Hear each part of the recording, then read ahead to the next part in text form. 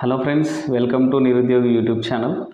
ఈరోజు ఈనాడు ఎడిటోరియల్లో దేశ భద్రతకు సంబంధించిన భద్రతా పరికరాల సేకరణకు సంబంధించి చాలా మంచి ఆర్టికల్ అయితే ఇవ్వడం జరిగింది. సో ఇది మీకు చాలా యూజ్ అవుతుంది అని వీడియో అయితే చేస్తున్నాను. మ్యాక్సిమం డైలీ ఎడిటోరియల్ అనాలిసిస్ చేసే ప్రయత్నం చేస్తాను. అయితే ఈరోజు వీడియోలో మనకు చాలా ఇంపార్టెంట్ ఏంటంటే, ఇందులో మనకు మెయిన్స్ ఓరియంటెడ్లో ఎడిటోరియల్ మొత్తం ఇంపార్టెంటే.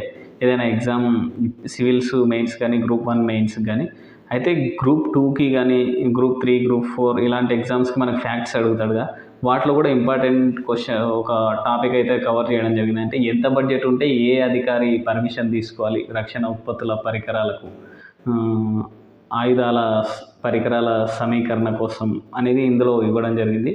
సో ఈ ఆర్టికల్ మీకు ఫుల్గా అర్థం కావాలంటే క్లియర్గా ఎండ్ వరకు చూడండి.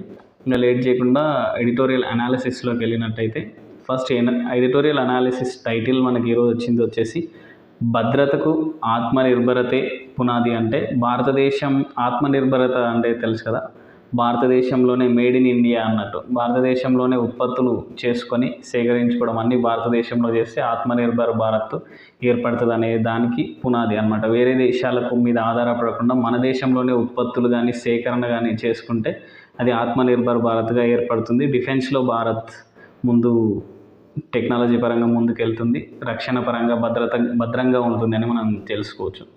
దానిలో భాగంగా మన దేశంలో ఆయుధాల సమీకరణ కోసం కానీ సేకరణ కోసం కొంతమంది అధికారులు, అదేవిధంగా సంస్థలు, సంఘాల పర్మిషన్లు తీసుకోవాల్సి వస్తుంది. సో ఈ ప్రాసెస్ వల్ల ఆలస్యం అవుతుంది, పరికరాల సమీకరణ కానీ ఉత్పత్తి కానీ లేట్ అవుతుంది. అయితే ఎంత అమౌంట్ ఉంటే ఎవరి పర్మిషన్ తీసుకోవాలి, ఎంత బడ్జెట్కి ఎవరి పర్మిషన్ తీసుకోవాలి అంటే, ఇప్పుడు ఫర్ ఎగ్జాంపుల్ ఆయుధాలు తయారీ చేస్తున్నాం, వాటికి సమీకరణ కోసం కొంత బడ్జెట్ అయితే అలాట్ చేయడం జరుగుతుంది. సో ఏ బడ్జెట్కు ఏ అధికారి పర్మిషన్ తీసుకోవాలి, ఎవరి పర్మిషన్ తీసుకొని మనం ఉత్పత్తి ప్రారంభం చేయాలి, ముందుకెళ్ళాలి అనేది చూసుకున్నట్లయితే ఒక 300 crores అంటే 300 కోట్ల బడ్జెట్ వరకు ఉన్నట్లయితే ఎవరు పర్మిషన్ తీసుకోవాలంటే త్రివిధ దళాలు ఉన్నాయిగా, ఏ దళానికి ఆ ఉత్పత్తి అవసరం 300 కోట్ల బడ్జెట్, ఆ దళాధిపతి, త్రివిధ దళాధిపతులు ఉంటారుగా, ఎయిర్ మార్షల్, ఏ సైనికాధిపతి ఒకరు, ఏ నావికాధిపతి ఒకరు, విమానయాన సంస్థకు ఉంటారు, వాళ్ళ అధిపతి ఒకరు ఉంటారు. సో అట్లా ఒక్కొక్క అధిపతి ఏ బడ్జెట్, ఏ దళాధిపతి ఉంటే నావికా దళాధిపతి, సైనికాధిపతి ఉంటే సైనికాధిపతి, అట్లా వాళ్ళ పర్మిషన్ అవసరం. 500 కోట్ల బడ్జెట్కు రక్షణ శాఖ కార్యదర్శి పర్మిషన్ మనం తీసుకోవాల్సి ఉంటుంది. ఈ విధంగా 2,000 కోట్ల బడ్జెట్ ఉన్నట్లయితే దానికి రక్షణ మంత్రి పర్మిషన్ అవసరం. ఇంకా 2,000 కోట్ల కంటే ఎక్కువ బడ్జెట్తో పరికరాల సేకరణ కానీ ఆయుధాల ఉత్పత్తి కానీ చేయాలనుకుంటే దానికి ప్రధానమంత్రి అధ్యక్షతన మంత్రివర్గం ఏర్పాటు చేస్తుంది. ఆ మంత్రివర్గ ఉపసంఘం ఏర్పడుతుంది. ఆ సంఘం యొక్క పర్మిషన్ తీసుకున్నప్పుడు మాత్రమే ఆ 2,000 కోట్ల కంటే ఎక్కువ బడ్జెట్ ఉన్న ఆయుధాలు కానీ, సామాగ్రి కానీ, పరికరాలను కానీ వీళ్ళు పర్చేజ్ చేసుకోవడం కానీ, సమీకరించుకోవడం కానీ చేయొచ్చు. ఇప్పుడు మనం రక్షణ ఉత్పత్తులకు సంబంధించి కానీ, రక్షణ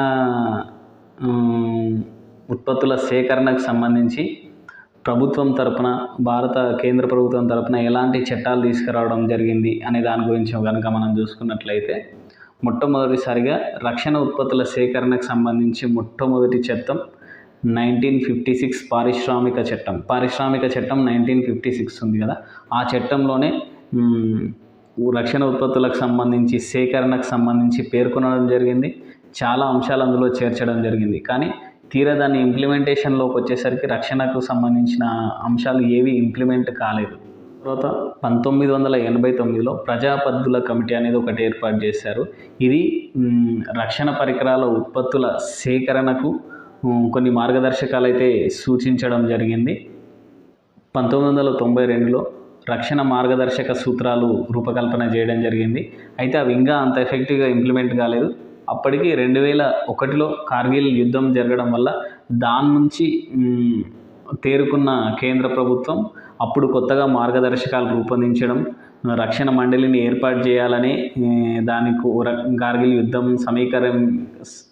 యుద్ధం మీద సమీక్షించమని వేసిన ఒక కమిటీ చెప్పడం వల్ల అప్పుడు కొత్త చట్టం తీసుకురావాల్సిన అవసరం ఉంది అని 2002లో రక్షణ ఉత్పత్తుల సేకరణ చట్టం అని డిపిపి అనేది ఏర్పాటు చేశారు. అయితే 2002లో ఏర్పడిన ఈ చట్టాన్ని ఇప్పటి వరకు 18 సార్లు చాలాసార్లు కాలానుగుణంగా 18 సార్లు సవరించడం జరిగింది. చివరిగా 2020లో ఈ చట్టాన్ని డిపిపి అనేవాళ్ళు దాన్ని ఇప్పుడు డిఏపి చట్టంగా పేరు మార్చడం జరిగింది. డిఏపి 2020లో ఏర్పాటు చేయడం జరిగింది. అయితే ఈ రక్షణ ఉత్పత్తుల సేకరణ ప్రక్రియ డిఏపి చట్టం ప్రకారం ఆఫ్సెట్ క్లాజ్లో భాగంగా విదేశాలతో ఒప్పందాలు చేసుకునే ఒక క్లాజ్ని రీసెంట్గా డిఏపి 2022లో తొలగించడం జరిగింది. తొలగించి దాని స్థానంలో ఏమని చేర్చారంటే విదేశీ కంపెనీలు కానీ విదేశీ పెట్టుబడులకు సంబంధించిన దానిలో ఒప్పందం చేసుకున్నట్లయితే ఒక 30% పెట్టుబడులు అనేవి భారతదేశంలోనే పెట్టుబడి పెట్టాల్సి ఉంటుంది. ఫర్ ఎగ్జాంపుల్ ఏదైనా ఒక కంపెనీ కానీ విదేశీ కంపెనీ భారతదేశంలో పెట్టుబడి పెట్టాలని అనుకుంటే రక్షణ రంగంలో అందులో ఒక 30% భారతదేశంలోనే ఉత్పత్తి కానీ సేకరణకు సంబంధించిన పెట్టుబడి కానీ పెట్టాల్సి ఉంటుంది. దానివల్ల లాభం ఏంటంటే ఇక్కడ ఉత్పత్తి కానీ పెట్టుబడి కానీ చేస్తూ ఉంటే భారతదేశానికి కూడా ఆ టెక్నాలజీ, ఆ నైపుణ్యం, అట్లాంటి స్కిల్స్ నేర్చుకుని సొంతంగా భారతదేశంలో నిర్వహించుకునే అవకాశం ఉంటుంది.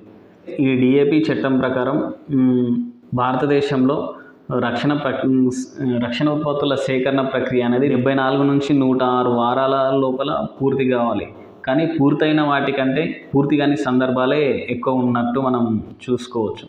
అయితే దీనికి వే ఫార్వర్డ్ పరిష్కారంగా మనకు ఎడిటోరియల్లో సంపాదకీయంలో రాసిన వే ఫార్వర్డ్ లేదా సూచనలు చూసుకున్నట్లయితే చాలా ఇవ్వడం జరిగింది. కొన్ని ఇంపార్టెంట్ సూచనలు నేను మీకు తెలియజేసే ప్రయత్నం చేస్తాను.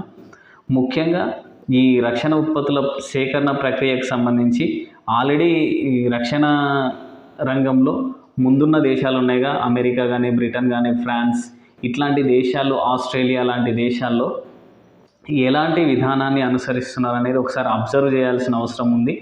వాటికి తగ్గట్టుగా ఆ రాష్ట్రాల్లో లేదా ఆ దేశాల్లో అనుసరిస్తున్న విధానాలను ఒకసారి పరిశీలించి అట్లాంటి చేంజెస్ ఇండియాలో కూడా ఇంప్లిమెంట్ చేస్తే బాగుంటుంది అని చెప్పుకోవచ్చు.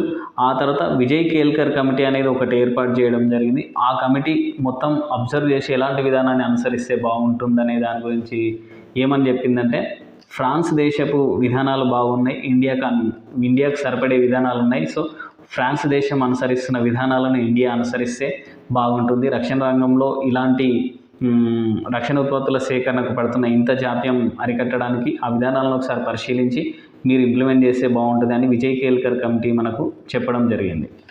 సో ఇది ఈరోజు ఈనాడు ఎడిటోరియల్లో ఇచ్చిన రక్షణ రంగానికి సంబంధించిన రక్షణ ఉత్పత్తుల సేకరణ ప్రక్రియకు సంబంధించి ఇవ్వడం జరిగింది. So it was very interesting. ముఖ్యంగా మనకు గ్రూప్ 2 కానీ, గ్రూప్ 3 కానీ, గ్రూప్ 4 ఎగ్జామ్స్కి సంబంధించి ఈ ఎంత బడ్జెట్కి ఎవరి పర్మిషన్ అవసరం ఉంటుంది అనేది మనకు factual information. So if possible మీరు నోట్ డౌన్ చేసుకోండి. లేదంటే మీకు ఇంకా డీటెయిల్డ్గా అర్థం కావాలి అనుకుంటే ఈరోజు ఈనాడు ఎడిటోరియల్లో వచ్చిన ఆర్టికల్ కూడా చదివే ప్రయత్నం చేయండి. నేను ఓన్లీ కీ పాయింట్స్ తీసుకొని ఎక్స్ప్లెయిన్ చేయడం జరిగింది.